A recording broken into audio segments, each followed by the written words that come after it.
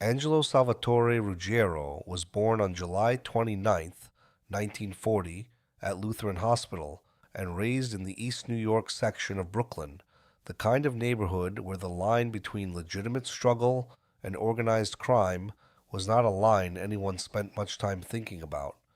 His father was a first generation immigrant from Naples who worked honest jobs and was never involved in the life. His mother raised the family in a world where Agnello Della Croce, who would become underboss of the Gambino crime family, was a distant uncle, close enough to matter, far enough that the connection didn't guarantee anything. The family lived in modest circumstances, the kind of poverty that shaped decisions before anyone was old enough to understand what those decisions would cost. Angelo grew up poor alongside a kid named John Gotti, born the same year, raised in the same poverty, arrested for the same petty crimes as teenagers. They stole together, fought together, got caught together. By the time they were 16, both had records for street fighting, car theft, bookmaking, possession of illegal firearms. In 1966, they were arrested together for trying to steal a cement mixer truck. The friendship was forged in the streets before either of them understood what the Gambino family was or what it could make them. Ruggiero was stocky, not particularly handsome, with a gravelly voice from years of cigarette smoking that one law enforcement officer described as sounding like a cement truck mixer. Detective Michael Falcone would later say, "Heavy, bullface. You know, he wasn't a handsome guy. How would I describe him? Animal or human? He looked like a fire pump." The description was not affectionate. Law enforcement saw Ruggiero as unpredictable, dangerous, someone not amenable to confrontational tactics. The FBI regarded him with a specific kind of caution, reserved for men whose violence could be triggered by disrespect or perceived challenges to authority. But his attorney, Jeffrey C. Hoffman, described him as a very caring family man, and people who knew him said he was crude but funny with his crudeness, the kind of guy who could make you laugh even when he was talking too much, and he talked constantly. The nickname that attached itself to him and never left was Quack Quack, earned both from his extreme talkative nature and from the duck-like waddle he developed from plantar fasciitis, a painful inflammation of the feet that gave him a distinctive gait everyone recognized. Juan Gambino Capo, John Carneglia, would later complain to fellow criminals, "Dial any 7 numbers, and there's a 50-50 chance that Angelo will answer the phone." That mouth, that inability to stop talking, that compulsive need to fill silence with words would define his usefulness and destroy his life. Everyone who visited him had to endure endless gossip, complaints, and general indiscretions. He never learned when to be quiet, never developed the instinct that kept other criminals alive. The voice that made him valuable as an enforcer and a loyal friend was the same voice that would eventually give the FBI everything they needed to dismantle an empire. Ruggiero dropped out of high school and devoted himself to the only career path that made sense in his neighborhood.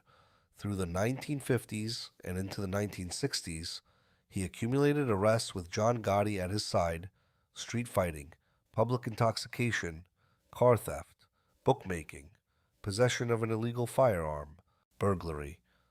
The charges were rarely serious enough to result in significant prison time, and when they were, the sentences were short. This was the apprenticeship. Every arrest taught them something about the system, about how much law enforcement knew, about which lawyers could make problems disappear. By the early 1970s, Ruggiero and Gotti were deep enough into Gambino operations to be trusted with the kind of work that proved loyalty. They were not yet made men. The books had been closed since the Appalachian meeting in 1957, when law enforcement had raided a major Mafia summit and exposed the structure of organized crime to public scrutiny. No new members had been formally inducted since then, but Ruggiero and Gotti were available, reliable, and willing to do what the family needed done. They hijacked trucks, ran gambling operations, collected debts with violence when necessary. They were soldiers in everything but name. When the Gambino family needed someone killed in 1973, Ruggiero and Gotti were the men who got the call. On the evening of May 22nd, 1973, three men walked into Snoope's Bar and Grill on Staten Island with fake police badges, a pair of handcuffs, and orders from Carlo Gambino to kill an Irish gangster who had made the mistake of kidnapping a member of the family. The target was James McBratney, a large man with a violent history who ran a crew that kidnapped mobsters for ransom. McBratney and his associates had recently grabbed Emmanuel Gambino, Carlo's nephew, and the situation had ended badly for the young man. The exact details of Emmanuel's death were disputed. Some accounts said McBratney killed him, others said he was merely involved in the kidnapping scheme and someone else pulled the trigger, but the outcome was the same. Carlo Gambino wanted McBratney dead, and the assignment went to John Gotti, Angelo Ruggiero, and a Gambino gunman named Ralph Gallione. The plan was simple in concept but required precision in execution. Pose as police officers, handcuff McBratney, walk him out of the bar to the parking lot where there would be no witnesses, and execute him there. The plan fell apart the moment they approached him. Ruggiero had the handcuffs. Gallione had the gun. Gotti was backup. They walked to the back of the bar where McBratney had been sitting, and Gallione, attempting to sound authoritative, told him, "You're under arrest. You've been this route before. Don't give us any trouble." McBratney, who had indeed been arrested before and had spent time in prison, knew immediately that something was wrong. Real police officers didn't work this way, didn't come into a bar in street clothes with fake badges and no backup. He understood he was being taken somewhere to be killed, and he fought. Ruggiero and Gotti grabbed him, tried to wrestle him toward the door, tried to get the handcuffs on him, but McBratney was strong and he would not cooperate. Patrons in the bar began to notice the struggle. A customer attempted to intervene, either thinking this was a real arrest gone wrong or sensing that something criminal was happening and wanting to help the man being dragged toward the exit. Gallione, seeing the situation collapsing around them and witnesses gathering, fired 2 shots into the ceiling of the bar to scatter everyone and establish control. The gunfire had the opposite effect. People screamed, ducked, ran for the exits. McBratney, understanding that shots had been fired and his time was running out, fought harder. They dragged him past the end of the bar, and Gallione, unable to get him outside and seeing no other option, shot McBratney 3 times at close range. He died on the floor in plaid pants, white shoes, and black socks, and the crime scene photograph that circulated afterward showed exactly how badly the plan had failed. There were witnesses, there was a body in a public place, there was no clean exit. The 3 men fled the scene, leaving chaos behind them. Within months, a barmaid and a customer at Snoope's identified Ruggiero and Gallione from a police photo spread. Gotti had not been identified yet, which gave him time to go into hiding. On December 21st, 1973, about 7 months after the killing, Ralph Gallione was murdered in Brooklyn.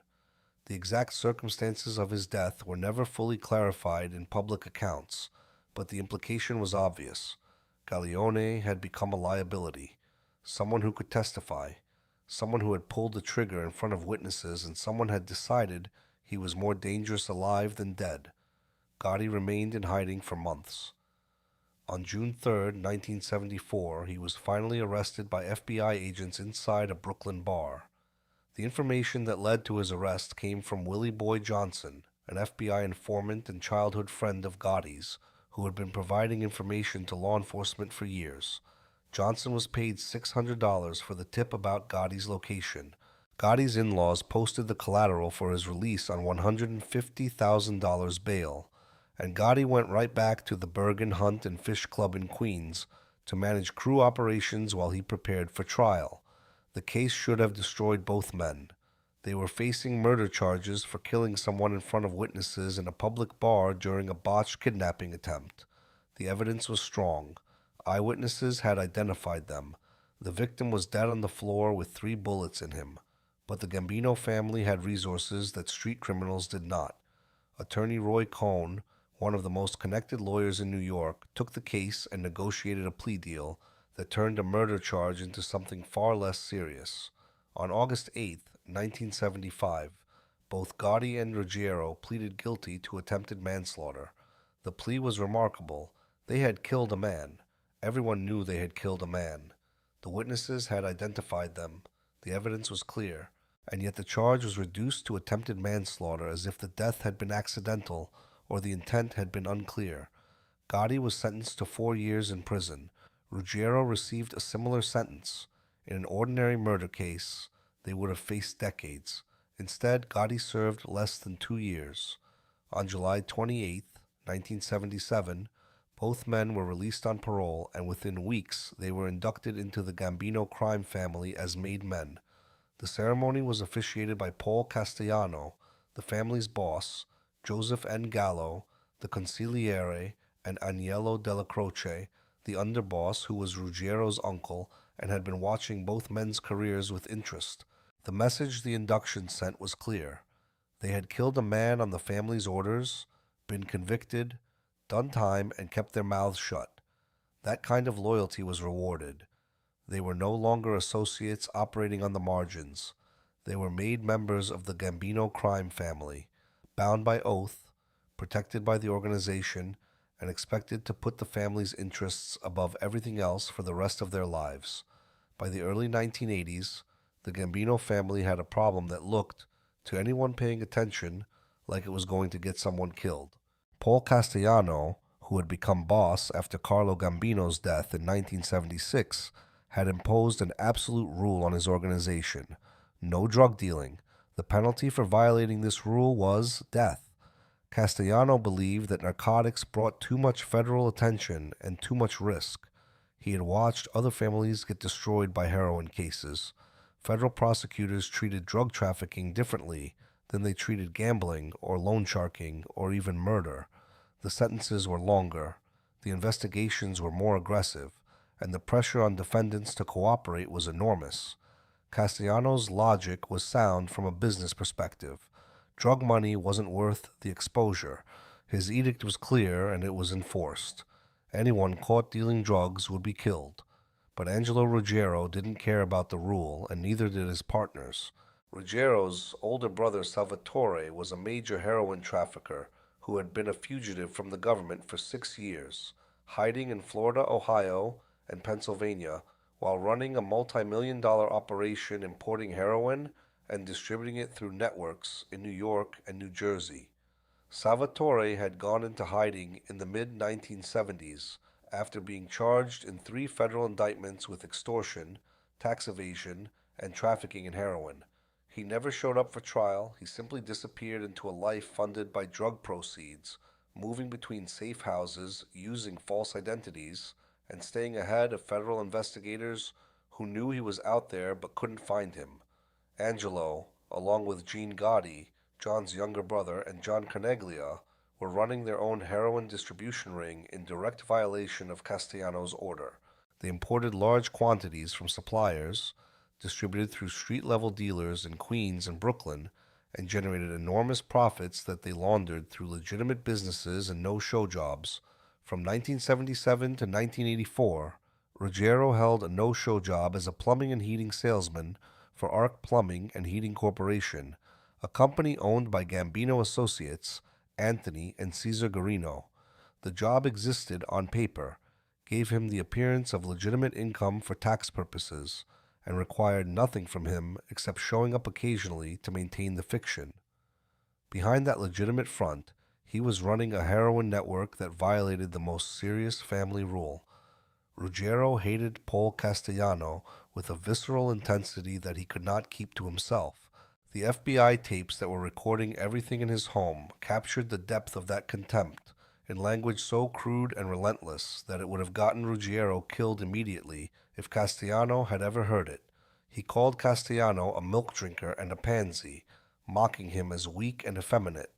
He referred to Castellano's 2 sons, who ran Dial Poultry as part of the family's legitimate business interests, as the chicken men, dismissing them as unworthy of respect. He called the business advisors and financial experts around Castellano the Jew Club, a dismissive term that revealed both his contempt for their influence and his belief that real mobsters didn't need accountants. He sneered at Thomas Gambino, who oversaw the family's interests in the garment center, and controlled lucrative trucking and manufacturing operations, calling him a sissy dressmaker. On the tapes, Ruggiero conjured up images of Castellano and his driver Thomas Bellotti spending evenings together at Castellano's mansion in Todt Hill on Staten Island, whacking off, the implication being that Castellano was so isolated from the street-level operations of the family that he had become detached from reality and surrounded only by people he trusted for personal rather than operational reasons. The complaints were constant, crude, recorded in detail, and would have been a death sentence if Castellano had known about them. But Castellano didn't know, because the only people listening were the FBI, and Ruggiero's uncle, Agnello Della Croce, was protecting him from the consequences of both his drug dealing and his mouth. The only thing keeping Ruggiero alive was his uncle. Agnello Della Croce was the underboss and the most respected figure in the family, a man who had been with the Gambinos since the days of Albert Anastasia and who commanded absolute loyalty from a significant faction of the organization. Della Croce protected Ruggiero even when the drug dealing became undeniable, even when other members of the family knew what was happening, even when Castellano began asking questions. When Peter Tambone, a Ruggiero associate, was arrested for narcotics trafficking, and it became clear that Tambone had been working with Ruggiero's crew, Della Croce made it clear in a meeting with Ruggiero and Gotti that he would kill Ruggiero, Gotti, or anyone else he discovered dealing in narcotics. The threat was not idle. Della Croce was capable of killing his own nephew if the alternative was open defiance of the boss. To save Tambone's life and his own, Ruggiero instructed Tambone to claim he had never been involved with the heroin itself, only the laundering of the drug money. The distinction was thin, but it was enough. Tambone stuck to the story, took his sentence, and kept his mouth shut about who he had been working for. Ruggiero survived because Della Croce accepted the explanation, or at least pretended to accept it in order to maintain peace in the family. Sammy Gravano, who was rising through the family at the same time and watching all of this unfold from his position in the Brooklyn crew, would later offer his assessment of the situation with the clarity of someone who understood the politics. I don't think, if he lived, Della Croce, he would have let Angelo get murdered. He would have probably put him on a shelf somewhere and appeased Paul that way. If he let Paul kill him, there would have been a war. I think he felt, Paul's the boss, so let's fess up. This is the truth. This is what happened. Here are the tapes. Then, if Paul followed up and said, well, I want him dead, Neil would have fought tooth and nail to save him. And if he couldn't, who knows what the fuck would have happened. The analysis was accurate. Della Croce was holding the family together by shielding Ruggiero from Castellano and shielding Castellano from the full truth of what Ruggiero was doing. As long as Della Croce was alive and Castellano didn't know the full extent of what was on those tapes or how deep the drug operation went, Ruggiero could keep running heroin and complaining about the boss. But both protections were more fragile than he understood, and the FBI was about to make everything visible. Wilfred Willie Boy Johnson hated Angelo Ruggiero, called him that fat fuck in conversations with his FBI handlers, and in late 1981 he handed federal agents something they had never been able to get on their own, the floor plan of a Gambino captain's home and recommendations for exactly where to plant the bugs. Johnson was a childhood friend of John Gotti's, who had been providing information to the FBI for years, playing both sides with a skill that kept him alive and trusted by the family, while simultaneously feeding the government intelligence that led to arrests and convictions. His relationship with Ruggiero was different than his relationship with Gotti. Johnson seemed to genuinely like Gotti, or at least respect him enough to protect him in his reports to the FBI, but his animosity toward Ruggiero was personal and specific. Out of all the members of the Bergin crew, Johnson seemed most intent on hurting Ruggiero. When the FBI asked about the Bergin narcotics operation and pressed Johnson for details about who was involved, Johnson pointedly did not include John Gotti in his discussion, insisting he didn't know too much about that subject and couldn't provide evidence that would implicate the man he still considered a friend. The FBI suspected this was a lie. They believed Gotti knew about the heroin operation and was probably involved in approving it, or taking a cut of the proceeds, but Johnson nevertheless protected Gotti while providing detailed information about Ruggiero. The information Johnson provided was extraordinarily specific. He gave the FBI precise sketches of the interior of Ruggiero's home in Cedarhurst, New York, a modest house on Long Island where Ruggiero had moved after living in Howard Beach, Queens. The sketches showed the layout of rooms, the location of furniture, the places where Ruggiero typically sat when he talked on the phone or met with associates. Johnson accompanied these sketches with recommendations on the best places to plant a wire transmitter, the kitchen, where Ruggiero often sat at the table drinking coffee and talking for hours, the den where he watched television and conducted meetings, and the dining room where larger gatherings took place. The level of detail suggested that Johnson had been inside the house recently, that he had been paying attention, and that he wanted the FBI to succeed in capturing Ruggiero's conversations. On November 9th, 1981, a wiretap order was granted on Ruggiero's home phone. The initial surveillance targeted his residence in Howard Beach, Queens, but on December 29th, 1981, Ruggiero moved to a new address at 370 Barnard Avenue in Cedarhurst, New York. He told informants and associates that the move was strategic, that it was a good move for him, and that the FBI would not know where he lived. He believed he had outsmarted the surveillance. FBI agents were watching on the day he moved in. They knew exactly where he was. On April 5, 1982, in addition to receiving authorization to intercept wire communications for an additional 30 days, agents applied for and were given authority to place electronic surveillance devices in several rooms of Ruggiero's Cedarhurst home. The bugs were installed in his kitchen, his den, and his dining room, exactly the locations Johnson had recommended. The authorizations were extended on May 7th and June 7th, 1982, and would continue for months afterward. The surveillance would remain in place until December 1st, 1984, when Ruggiero moved again and the bugs had to be relocated. What the FBI captured over those years has been described by many in law enforcement as one of the most significant oral histories ever recorded, documenting the progress of a major criminal conspiracy. Over 100 hours of conversations were preserved on tape, and the breadth of what Ruggiero discussed was staggering. He was known among his associates and even among law enforcement as a constant chatterbox, someone who provided a running commentary on everything going on around him, someone who could not sit in silence, even when silence was the only rational choice. Everyone who visited him, whether for business or personal reasons, had to endure endless gossip, complaints about other members of the family, discussions of ongoing criminal operations, and general indiscretions that any competent criminal would have kept to himself. He talked about heroin deals with John Gotti and John Carneglia, going into detail about shipments from suppliers, the quality of the product, the prices they could charge, the profits they were making.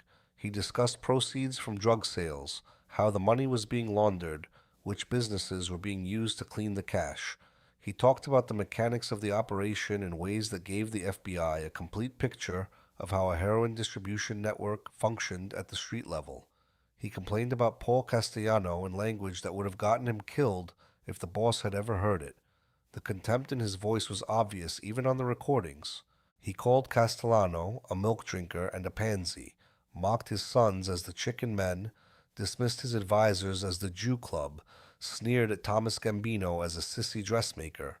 He even talked about John Gotti in ways that revealed tensions in their relationship, calling him a sick motherfucker whose fucking mouth goes a mile a minute, saying Gotti was always abusing and talking about people and was wrong on a lot of things. The criticism was harsh, but Ruggiero also expressed love for Gotti in the same conversations, equating him to a brother and saying that despite Gotti's flaws, he was loyal and could be trusted. The tapes captured the complexity of their friendship, genuine affection mixed with frustration, loyalty mixed with resentment, a bond that had lasted decades but was not without strain. The tapes also captured discussions of murders. Ruggiero talked about people who needed to be killed, people who had violated family rules or disrespected the wrong person or become informants. He discussed the mechanics of how hits were planned, who would do the shooting, how bodies would be disposed of, what stories would be told afterward to cover up what had happened. He talked about extortion schemes, loan sharking operations, and illegal gambling networks. He talked about union corruption, construction rackets, and the manipulation of legitimate businesses for criminal profit. The FBI couldn't believe their luck. Angelo Ruggiero never stopped talking, and every word he spoke was being recorded and preserved as evidence that could be used in court. On May 6, 1982, a private jet chartered from a New Jersey airport crashed into the Atlantic Ocean off the coast of Georgia, killing everyone on board, and the news reached Angelo Ruggiero the same day the FBI bugs in his kitchen were recording everything he said.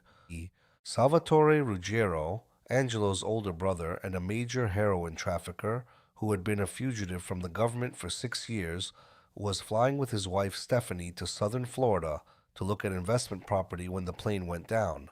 Salvatore had been hiding in various locations since the mid-1970s, living off the proceeds of his drug operation, and the flight was supposed to be routine. The plane crashed for reasons that were never fully explained in public reports: mechanical failure, pilot error, weather conditions, and everyone on board died. The body was recovered on May 14th, 1982, after being located by search and rescue teams in the waters off the Georgia coast. Angelo's immediate response was not grief in isolation, but action mixed with grief.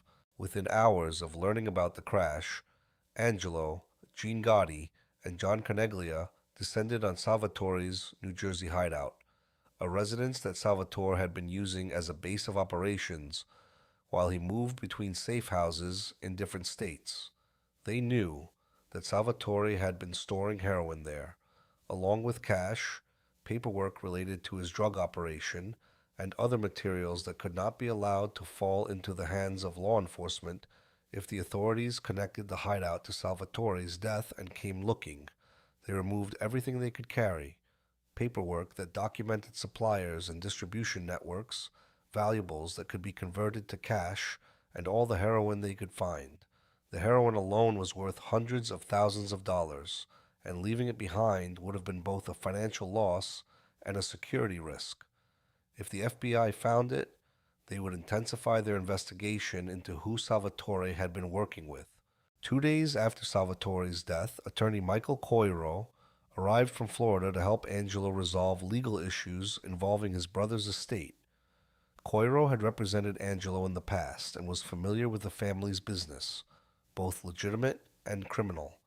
At some point during this period, Coiro visited Angelo's home in Cedarhurst to offer condolences and discuss what needed to be done.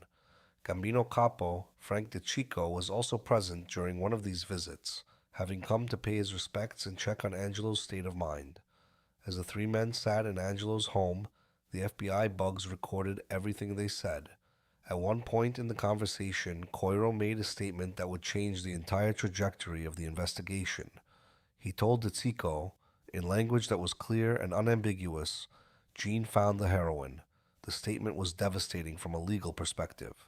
It confirmed that Angelo and John Gotti had been at Salvatore's hideout, that they had found a significant quantity of heroin there, and that they were now in possession of it. It also implicated Coiro himself, since he was discussing the heroin with knowledge of where it came from and what was going to happen to it.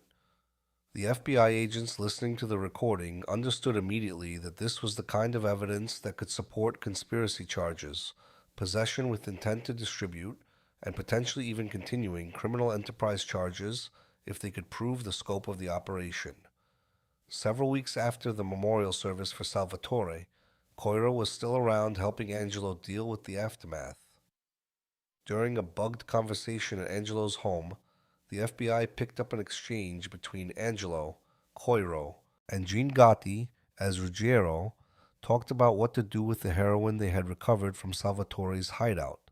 The conversation was remarkable for how openly they discussed the mechanics of selling the drugs and laundering the money. Ruggiero asked Coiro, "If I get some money, will you hold it?" Coiro replied, "Yeah." John Gotti, wanting to make sure everyone understood the sensitivity of what they were discussing, added, "Nobody is to know but us." You're not our lawyer. You're one of us as far as I'm concerned. Coiro, accepting his role as a co-conspirator rather than an attorney, said, I know it, Gene. I feel that way too. As the months dragged on, the tape recorders kept running, picking up all the incriminating evidence pouring out of the mouths of Angelo Ruggiero and the visitors to his home. During this period, the heroin they had recovered from Salvatore's hideout was sold to distributors, and the money was laundered through various businesses and handed off to trusted associates who could hold it without drawing attention. Ruggiero was heard exclaiming on one of the tapes, There's a lot of profit in heroin. The statement was true. The markup on heroin from import to street sale was enormous, and the profits from Salvatore's final stash alone would have been enough to fund operations for months. The death of his brother Salvatore hit Angelo hard in ways that were captured on the FBI recordings. He was often overheard on the wiretaps in his Cedarhurst home, wistfully speaking of his brother to Galando Sciascia and Joseph Lopresti, his two drug trafficking partners who came by regularly to discuss business and keep him company. The grief was genuine. Salvatore had been his older brother, someone he had looked up to, someone who had shown him that enormous profits could be made in the drug trade if you were smart and careful. But the grief didn't stop the business. Angelo kept moving heroin, kept collecting money, kept talking about the operation in his bugged kitchen, while the FBI recorded every word. The FBI now understood they had enough for major indictments. They had over 100 hours of tape recordings, documenting a heroin distribution conspiracy involving multiple members of the Gambino crime family. They had evidence of Ruggiero discussing drug deals, John Gotti coordinating shipments, John Coneglia handling distribution, and attorney Michael Coiro participating in the laundering of proceeds. They had recordings of conversations that took place immediately after Salvatore Ruggiero's death, showing that Angelo and his associates had gone to the hideout and recovered heroin that they then sold. 17 months after Salvatore Ruggiero's death, on August 8, 1983, Angelo Ruggiero, John Gotti, John Coneglia, Michael Coiro, and Mark Ryder were arrested for heroin trafficking, and the tapes that would eventually destroy the Gambino family's leadership began their journey into courtrooms. After Paul Castellano was arrested for racketeering charges in March of 1984 and learned for the first time that his own home had been bugged by the FBI, he asked his lawyers how the government had gotten the legal authority to plant surveillance devices in his residence, and the answer came back in one name: Angelo Ruggiero. The Ruggiero tapes were the legal basis for the warrant that allowed federal agents to bug Castellano's mansion in Todd Hill on Staten Island. Everything the FBI had captured in Castellano's home, conversations about the Mafia Commission, discussions of family business, evidence that would be used in the 1985 Mafia Commission trial where Castellano and other New York bosses were indicted for running a criminal enterprise, had been made possible because Angelo Ruggiero couldn't stop talking in his own kitchen, and the recordings from his home gave the FBI probable cause to expand their surveillance to other members of the family. Castellano was furious when he learned this. He understood immediately that Ruggiero had not only violated the no-drug rule, but had done so in a way that exposed the entire family leadership to federal prosecution. The tapes from Ruggiero's home proved that high-ranking members of the Gambino family were involved in heroin trafficking, which gave the FBI the justification they needed to argue that the entire organization was a criminal enterprise involved in drug dealing. That legal theory allowed them to bug Castellano's home even though Castellano himself was not suspected of dealing drugs, on the grounds that he was the boss of an organization whose members were engaged in narcotics trafficking. In late June 1985, Ruggiero obtained a pasted-together version of the last of the FBI's electronic surveillance affidavits through sources he had cultivated over the years. The affidavit revealed details that terrified him. It confirmed that the FBI investigation was supported by a 3-bug invasion of his home, kitchen, den, and dining room, and that the recordings had been going on for years. It also revealed that Jack Conroy, an associate who had claimed to have a source inside the telephone company who could find out if Ruggiero's phones were being tapped, was actually an FBI agent who had been feeding Ruggiero false information to keep him talking. Sources close to the family later told investigators that Angelo became scared to death when he saw the affidavit because he realized he had been lying systematically to Paul Castellano and his uncle Agnello Della Croce for years. He had constantly told them that he had not been dealing in drugs by himself, that he was merely cleaning up loose ends of his brother Salvatore's narcotics operation after Salvatore's death. The tapes proved he had been running his own network all along, that he had been importing heroin and distributing it through street-level dealers for years before Salvatore died, and that the cleanup story was a fiction designed to protect himself from Castellano's wrath. Castellano went to Ruggiero's uncle, Agnello Della Croce, and demanded he turn over the tapes. Castellano needed them desperately. His lawyers were preparing for the Mafia Commission trial, and understanding what was on the Ruggiero recordings was essential to that legal strategy. If the tapes contained evidence that undermined the prosecution's theory of the case, the defense could use that to suppress the introduction of evidence from Castellano's own home. But Della Croce, caught between his loyalty to Castellano as boss and his desire to protect his nephew, tried to placate Castellano without actually giving him what he wanted. He told Castellano that there were many personally embarrassing moments on the tapes that Ruggiero did not want anyone to hear. Private conversations about family matters, complaints about other members of the organization, things that would be humiliating if they became public. He suggested that Ruggiero was willing to provide the tapes to lawyers for legal purposes, but wanted assurances about how they would be used and who would have access to them. In ensuing sessions between Ruggiero, Gotti, and Della Croce, the three men discussed what to do about Castellano's demand. Ruggiero remained adamant that he would not give up the tapes. He understood that if Castellano heard the recordings, the boss would know everything. The extent of the drug dealing, the crude insults Ruggiero had made about Castellano and his family, the complaints about how the family was being run, all of it would get him killed. Ruggiero accused his uncle of betrayal for even entertaining the thought of turning over the tapes. He told Della Croce that if the tapes were given to Castellano, it would be a death sentence. He also told his lawyers that he would kill them if they gave up the tapes, a threat that was probably not idle, given Ruggiero's history of violence and his understanding that his life depended on keeping those recordings away from the boss. In the spring of 1985, Paul Castellano turned 70 years old. He was still demanding the tapes, still trying to understand the full scope of what the FBI had captured, still preparing for a trial that could send him to prison for the rest of his life. But he backed off on the demand when it was revealed that Neil Della Croce was dying of cancer. Della Croce had been diagnosed with terminal brain cancer and had only months to live. Castellano figured that when Della Croce died, he could press for the tapes without incurring the wrath of his underboss or triggering a factional war within the family. He would wait. Della Croce's death would remove the protection that Ruggiero had relied on for years, and at that point Castellano could do whatever he wanted. Sammy Gravano, who watched all of this unfold from his position as a rising captain in the family, would later offer his analysis of the situation with the brutal clarity of someone who understood the politics but had no illusions about anyone's motivations. Gravano believed that John Gotti didn't actually care about Angelo Ruggiero or the tapes except as a tool to be used for his own advancement. Gravano would later say, "I don't think John gave a fuck about Angelo or the tapes. I think he was looking to create a situation to capitalize on our other grievances about Paul." There was tension between Agnello Della Croce and his followers and Paul Castellano, and the tapes became the lever that could be used to justify what came next. The assessment was accurate.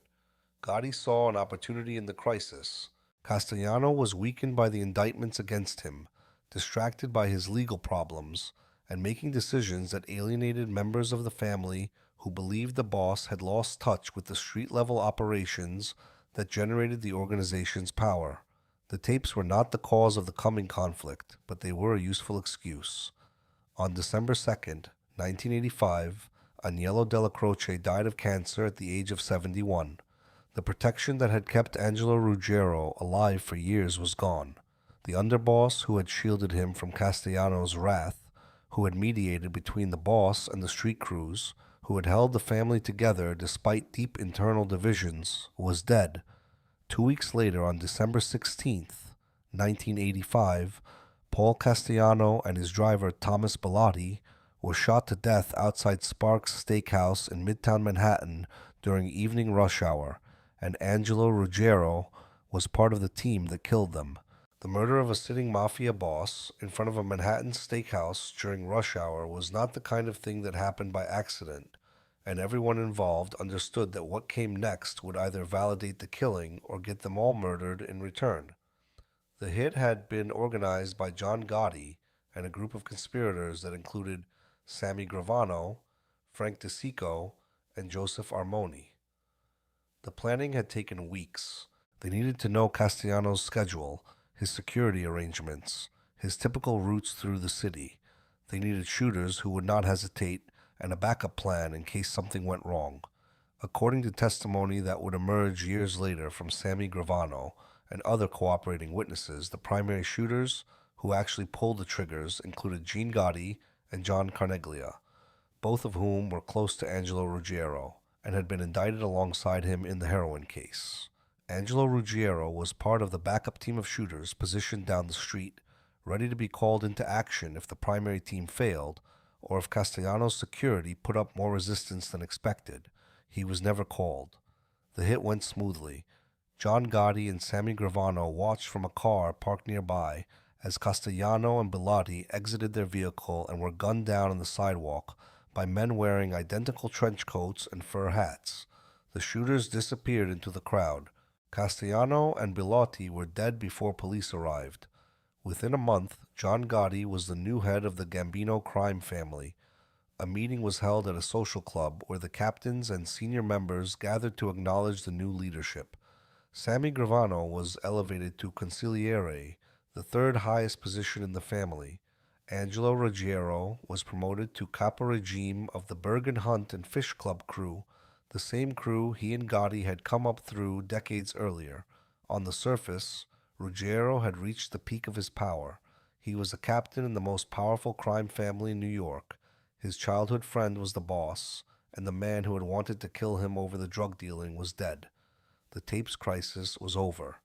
The threat from Castellano was neutralized. Everything should have been fine, but the dynamic was already changing in ways Ruggiero didn't fully understand or couldn't bring himself to accept. John Gotti was now the boss and the most targeted criminal in the country. Federal law enforcement had intensified its efforts against the Gambino family after the Castellano hit, understanding that the murder of a sitting boss represented a breakdown in the commission's authority and a potential opportunity to exploit factional divisions. Ruggiero's tapes were a known liability that the FBI was using to build additional cases against other members of the family. The recordings had been the legal basis for bugging Castellano's home, and now they were being used to justify surveillance on other locations where Gambino members gathered. Ruggiero was still useful for his loyalty and his willingness to handle violent work, but he was also dangerous. His mouth had already caused enormous problems, and Gotti understood that as long as Ruggiero was active in the family, the FBI would continue to use him as a gateway to wider surveillance. In June 1986, while Gotti was in the Metropolitan Correctional Center awaiting trial on racketeering charges in a case brought by federal prosecutor Diane Giacalone, Ruggiero successfully arranged the murder of Gambino capo Robert DiBernardo on Gotti's orders. DiBernardo was a powerful figure in the family who controlled Teamsters Local 282 and ran lucrative pornography and labor rackets. According to testimony that Sammy Gravano would later provide, Ruggiero started talking to Gotti about DiBernardo while Gotti was in jail, claiming that DiBernardo had been making subversive remarks about Gotti's leadership and questioning whether Gotti was fit to be boss. Ruggiero told Gotti that DiBernardo needed to be killed before he became a bigger problem. Gotti gave the order and Ruggiero passed it to Gravano, who carried out the hit by luring DiBernardo to a meeting and having one of his crew members shoot him in the back of the head. What Gravano learned later was that Ruggiero had owed DiBernardo $250,000 and may have fabricated the accusations about subversive talk in order to erase the debt and improve his own standing in the family. Whether DiBernardo had actually said anything negative about Gotti was unclear. What was clear was that Ruggiero had a financial motive to want DiBernardo dead, and the hit accomplished that goal.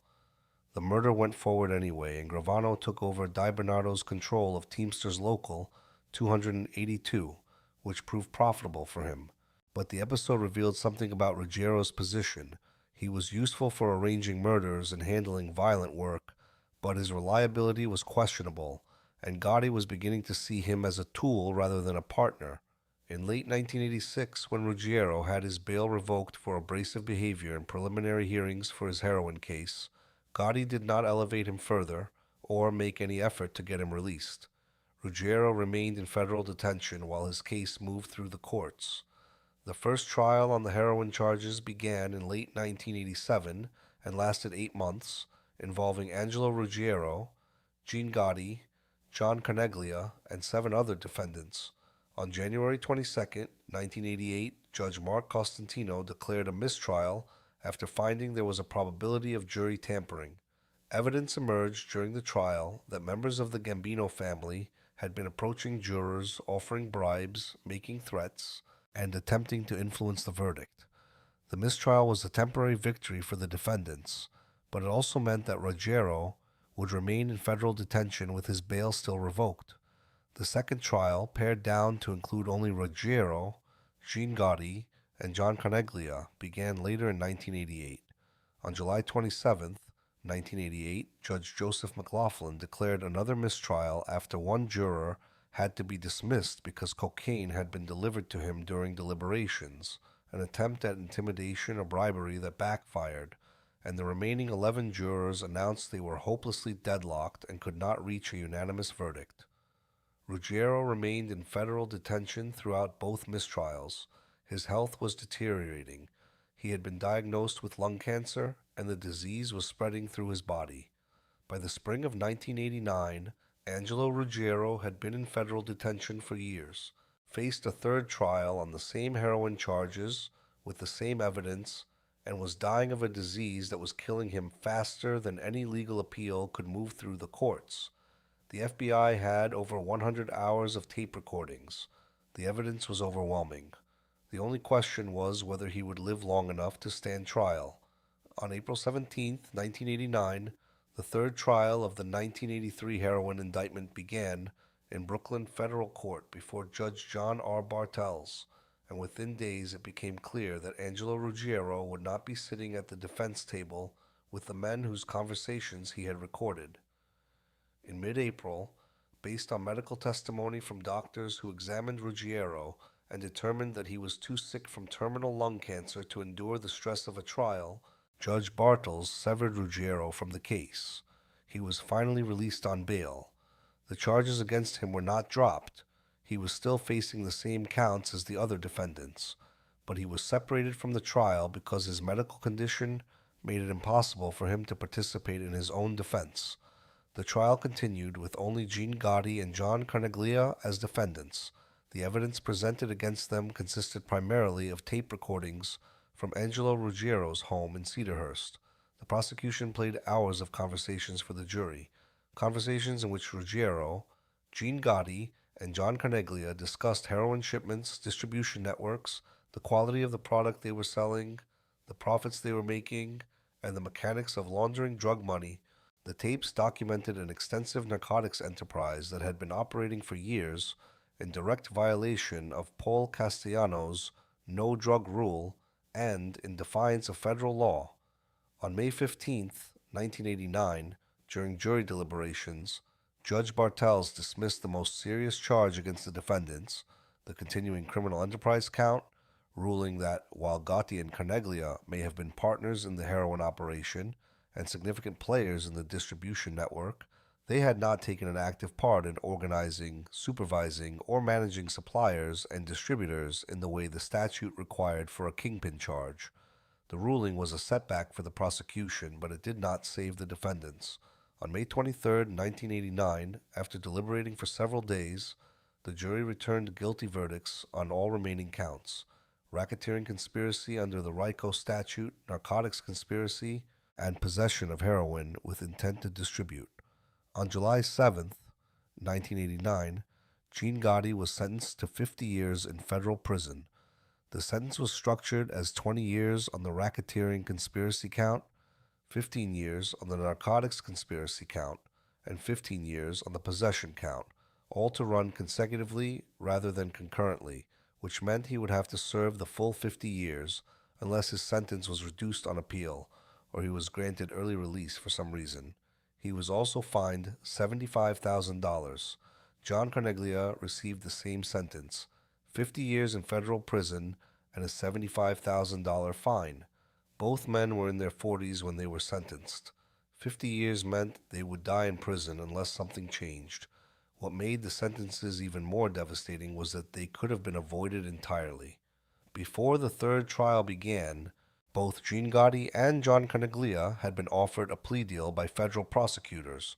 The deal would have required them to plead guilty to reduced charges and accept sentences of 10 to 15 years in federal prison.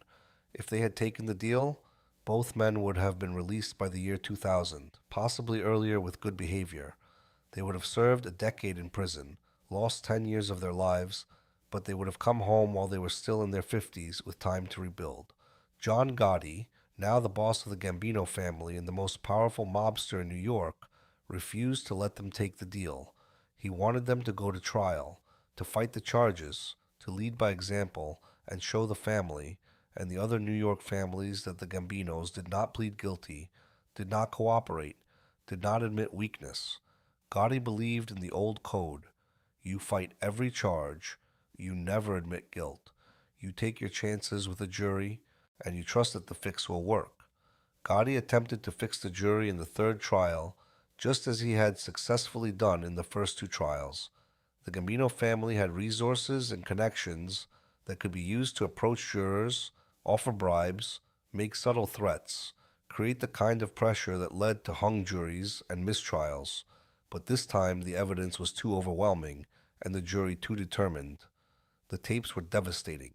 Hearing Angelo Ruggiero's voice discussing heroin deals in his own kitchen, hearing Gene Gotti coordinate shipments, hearing the casual way they talked about a business that was destroying communities and generating millions in profits, it was too much for even a compromised jury to ignore. The verdicts came back guilty on all counts. Former Gambino capo Michael DiLeonardo, who knew both Gene Gotti and John Carneglia and understood the politics of the situation, would later offer his assessment of what happened. He and Gene got screwed. They should have been home a long time ago. It was a kamikaze mentality. John Gotti wanted to lead by example, wanted to show that the Gambinos never backed down, never admitted guilt, never cooperated. But the result was that two loyal soldiers who had committed crimes at the direction of the family and who could have been home in a decade ended up serving nearly 3 decades in federal prison. After sentencing, the Gambino family formally demoted Gene Gotti from cap regime to soldier because he was in prison and could no longer run a crew or generate income for the organization. The demotion was procedural, but it was also symbolic. Even loyalty and a 50-year sentence could not protect you from being downgraded when you were no longer useful. Angelo Ruggiero's role in their convictions was undeniable. His mouth, his tapes, his inability to stop talking in his own kitchen while the FBI recorded every word, all of it had created the evidence that secured 50-year sentences for his partners. Gene Gotti and John Carneglia would both serve 29 years in federal prison before being released in 2018 when they were in their 70s, and the evidence that kept them there for nearly 3 decades came almost entirely from recordings made in Angelo Ruggiero's home. Angelo Ruggiero walked out of federal detention in the spring of 1989, released because he was too sick to stand trial, while the men whose sentences his recordings had secured began the first months of what would become the majority of their remaining lives behind bars. Sammy Gravano heard the order from John Gotti sometime in the summer of 1989, after Gene Gotti and John Carneglia had been sentenced to 50 years each, and while Angelo Ruggiero was out on bail, dying of cancer that was consuming him from the inside. Gotti wanted Ruggiero murdered for allowing himself to be recorded by the FBI. The tapes that Ruggiero had made by never learning when to stop talking, by never developing the basic survival instinct that kept other criminals alive, had given the FBI the legal basis to bug the entire leadership structure of the Gambino family. The recordings from Ruggiero's home had been the foundation for the warrant that allowed agents to plant surveillance devices in Paul Castellano's mansion, and the evidence captured there had been used in the Mafia commission trial that sent bosses from multiple families to prison. The tapes had led to the indictments of John Gotti, John Carneglia, and others in Ruggiero's crew. They had exposed John Gotti's operations and given federal prosecutors a roadmap for understanding how the Gambino family functioned, and now Gotti, who had become boss partly because of the crisis those tapes created when Castellano demanded them and Ruggiero refused to turn them over, wanted the man who had made them dead. Sammy Gravano, who was now Gotti's underboss and one of the most trusted members of the family's leadership, understood the logic of the order, but also understood that it was pointless. He convinced Gotti that because Ruggiero was dying of terminal cancer, it was not even worth it to carry out the execution. Ruggiero had months to live at most, maybe only weeks. His body was being destroyed by the disease. Killing him would accomplish nothing except to create unnecessary exposure and risk. The man was going to be dead soon anyway. Gotti accepted this logic, but he didn't let Ruggiero off entirely. The anger and the sense of betrayal were too strong. Instead of ordering Ruggiero's murder, John Gotti stripped Angelo Ruggiero of his rank as capo regime of the Bergen Hunt and Fish Club crew and shelved him as a member of the Gambino family. Some accounts describe this action as severing Ruggiero from all criminal activities. The terminology varied, depending on who was telling the story and what they understood about the internal politics, but the meaning was clear. Ruggiero was no longer a captain, no longer part of the active organization, no longer trusted with family business, no longer welcome at meetings or involved in decision-making. He was formally exiled from the structure he had spent his entire adult life serving. The cruelty of this decision becomes fully clear when you understand what Angelo Ruggiero had done for John Gotti over the course of nearly 50 years. In 1973, when they were both young men trying to prove themselves, Ruggiero had taken a murder charge alongside Gotti for the killing of James McBratney. He had participated in the hit, been identified by witnesses, been arrested, been convicted of manslaughter, and served time in prison. He had kept his mouth shut during the investigation and the trial. He had done the time without complaining or cooperating. In 1977, he had been inducted into the Gambino family in the same ceremony as Gotti, standing beside him as they took the oath that bound them to the organization for life. Over the years that followed, he had committed crimes at Gotti's direction, arranged murders when Gotti needed them arranged, provided muscle when Gotti needed enforcement, and remained loyal through investigations and indictments and the constant pressure that came with being part of a criminal organization under federal scrutiny. In 1985, he had helped plan and carry out the assassination of Paul Castellano, the hit that cleared the way for Gotti to become boss. He had been part of the backup team, ready to kill if needed, putting his life on the line for Gotti's ambition. And now, as Ruggiero lay dying, his body ravaged by cancer, stripped of rank, and cut off from the family that had been his entire adult life, Gotti refused even the basic gesture of a visit. During the last months of Angelo Ruggiero's life, both Sammy Gravano and John Gotti, who was now in federal prison serving his 50-year sentence, urged John Gotti to visit his near-death childhood friend. They told Gotti that Angelo was dying, that he had only a short time left, that a visit would mean something, that it was the right thing to do after everything Angelo had done for him. Gotti refused. He told them he was still angry over Ruggiero's criminal activities being recorded on wiretaps. He blamed Ruggiero for the family's misfortunes. The tapes had brought the FBI into the heart of the Gambino family, had created the legal basis for surveillance operations that were still ongoing, and had put Gotti's own brother Gene in prison for 50 years. In Gotti's mind, all of this was Angelo's fault, and no amount of prior loyalty or shared history could outweigh the damage those tapes had caused.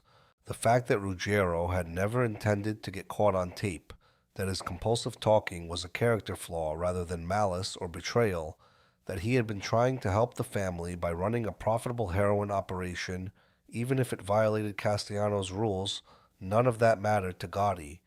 The friendship that had begun when both men were children growing up poor in East New York, the friendship that had survived the McBratney murder and prison time and Mafia initiations and all the violence and pressure required to rise in the Gambino family, ended with John Gotti refusing to see Angelo Ruggiero on his deathbed.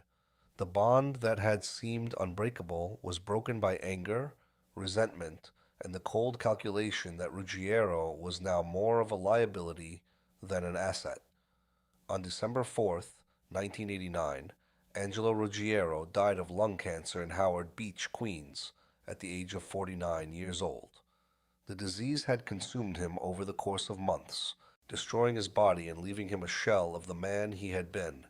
He died in his home, surrounded by family but isolated from the organization he had served for decades, and the man he had called a brother for nearly 50 years, the man he had taken a murder charge for, the man he had helped make boss of the Gambino family, had to be dragged to his funeral. Sammy Gravano would later tell federal prosecutors, after he flipped and became a government witness in November 1991, that he nearly had to drag John Gotti to Angelo Ruggiero's wake.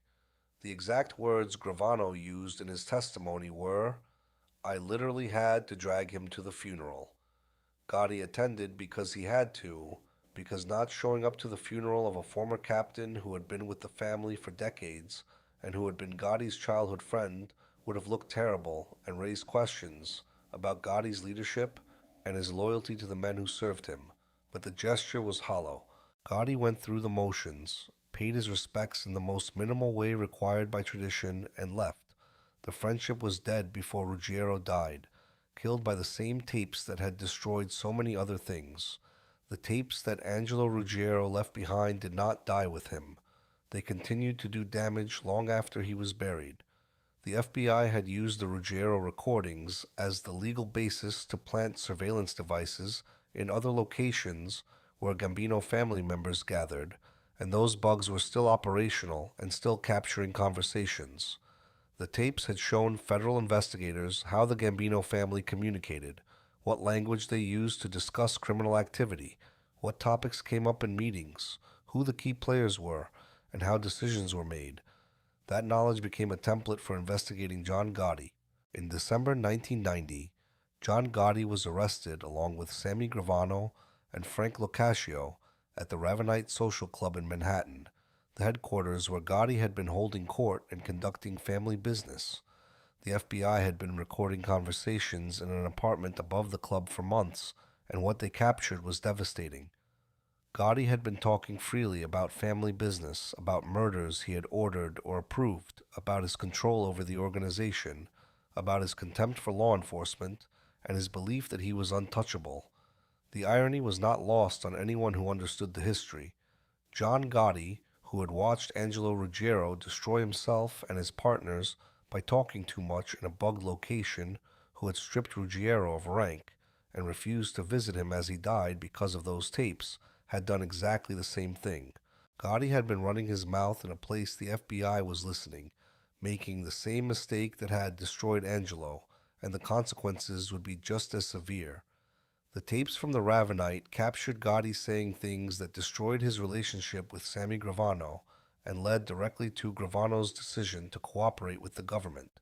Gravano heard recordings where Gotti blamed him for family problems, called him a monster, and made it clear that if their case went to trial, Gravano would be sacrificed to save Gotti. In one conversation that was played during pre-trial hearings, Gotti told Gravano directly what the strategy would be. "I'm controlling all the lawyers. You're going to take the weight. The lawyers are going to bring it out in court that you're a monster. You killed all these people, took over the unions, took over businesses. So I will go free, and you'll do the time." Gravano, who had been Gotti's underboss and who had confessed involvement in 19 murders for the family, understood that Gotti was willing to sacrifice him to save himself. The loyalty was one way. In November 1991, after months of consideration and pressure from federal prosecutors who offered him a deal if he cooperated, Sammy Gravano flipped and became a government witness. On April 2, 1992, after a trial in which Gravano testified for 9 days and laid out the inner workings of the Gambino family in detail that no boss had ever been exposed to before, John Gotti was convicted of 5 murders: conspiracy to commit murder, racketeering, obstruction of justice, illegal gambling, and other charges. On June 23, 1992, he was sentenced to life in prison without the possibility of parole. The conviction was built on Gravano's testimony, which was devastating, incredible, and impossible for the defense to overcome. But the foundation for that conviction had been laid years earlier by Angelo Ruggiero's tapes. The FBI had learned from the Ruggiero recordings how the Gambino family operated, who the key players were, what they talked about when they thought no one was listening, what language they used to discuss criminal activity without explicitly incriminating themselves. The tapes had provided a roadmap for investigating John Gotti, teaching federal agents what to listen for and how to interpret the coded language and indirect references that mobsters use to avoid direct admissions of guilt. That roadmap led directly to the surveillance operation at the Ravenite, to the recordings that captured Gotti's own conversations, and ultimately to his conviction. FBI agent Bruce Moe, who had overseen the investigation into the Gambino family for years and who had managed the surveillance operations that captured both Ruggiero's and Gotti's conversations, offered his assessment of Angelo Ruggiero's role in the family's downfall. He helped take down the Gambino crime family because of his big mouth. The assessment was accurate. On June 10, 2002, John Gotti died in federal prison in Springfield, Missouri, at the age of 61 from throat cancer. He had outlived Angelo Ruggiero by 12 years and 7 months. He spent 10 of those years in prison, convicted partly because of the investigative foundation that Ruggiero's tapes had provided and the template they had created for understanding how the Gambino family communicated and operated. Gene Gotti served 29 years of his 50-year sentence in federal prison. He was finally released on September 14, 2018, at the age of 71. John Coneglia served 29 years of his 50-year sentence and was released on June 11, 2018, at the age of 73. Both men had been convicted primarily on evidence recorded in Angelo Ruggiero's home in Cedarhurst, New York, in 1982. They had spent nearly 3 decades behind bars because Angelo Ruggiero couldn't stop talking in his own kitchen while the FBI listened to every word. A friendship that lasted 50 years ended with a funeral one man had to be dragged to attend. The voice that made Angelo Ruggiero useful to the Gambino family, loud, constant, fearless, willing to say what others wouldn't say, was the same voice that made him dangerous and ultimately destroyed him and everyone around him. Law enforcement officials called the recordings from his home one of the most significant oral histories of organized crime ever captured, a detailed documentary of how a criminal conspiracy functioned at the operational level. John Gotti called him a liability and stripped him of rank while he was dying. The Gambino family severed him from the organization in his final months. The man nicknamed Quack Quack, because he never stopped talking, had talked his way into a capo regime position, talked his way through a heroin empire that generated millions in profits, and talked his way into giving the FBI everything they needed to dismantle the most powerful crime family in New York. 2 kinds of loyalty existed in the Gambino family, and the contrast between them defined the story of Angelo Ruggiero and John Gotti. There was the loyalty Ruggiero showed, taking a murder charge in 1973 and serving time without cooperating, being inducted into the family and following orders for decades, helping to kill Paul Castellano in 1985 to clear the way for Gotti to become boss, arranging murders when Gotti needed them arranged, remaining loyal through investigations and indictments and all the pressure that came with being part of a criminal organization under constant federal scrutiny. And then there was the loyalty Gotti showed when Ruggiero became inconvenient and his tapes became a threat, stripping his rank, refusing to visit him as he died, blaming him for the family's problems, letting him die alone in organizational terms. The tapes captured both versions of loyalty. They recorded Ruggiero calling Gotti a brother, expressing love for him despite frustrations and disagreements, remaining devoted to a friendship that had lasted half a century. They also gave prosecutors the evidence that sent Gotti's actual brother Gene to prison for 50 years and destroyed the lives of everyone who had been close to Angelo. Angelo Ruggiero died on December 4th, 1989, at 49 years old, stripped of the rank he had earned, abandoned by the man he had spent his life following, severed from the family that had given his life meaning and structure. John Gotti died on June 10th, 2002, at 61 years old, in federal prison in Springfield, Missouri, convicted of racketeering and murder, partly because his childhood friend couldn't stop talking, and the FBI had learned from those conversations how to investigate the organization Gotti led. Gene Gotti and John Carneglia served 29 years in federal prison for crimes documented on tapes recorded in Angelo Ruggiero's kitchen, losing the majority of their adult lives because Angelo never learned when to be quiet.